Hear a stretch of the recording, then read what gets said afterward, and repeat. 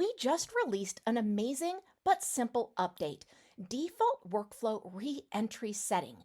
This feature improves the testing and usability of workflows right within the CRM. This feature has a lot of benefits. First of all, it's going to help you with advanced testing. Now you can automatically allow multiple entries into a workflow. It's also user-friendly. It reduces the need to manually enable re-entry. It also creates flexibility, ensuring that your workflows can handle repeat actions without manual adjustments.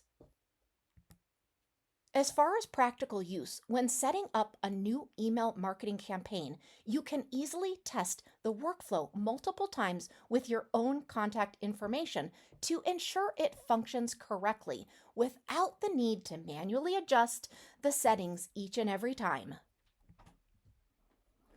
First, you're going to create a new workflow. To do that, you're going to be under automation, and then you want to be in workflows. And then you're going to create or tick on the plus create workflow so that you can create that new workflow. Now, I'm going to show you exactly where the allow re-entry is at. First, you want to make sure that you're under settings, and then you're going to see allow re-entry.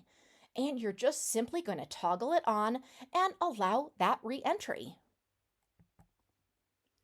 The default workflow re-entry setting is improving workflow efficiency and the user experience by automatically allowing multiple entries, streamlining testing and setup processes right within the CRM. We hope you enjoy this new feature. Let us know if you need any help at all.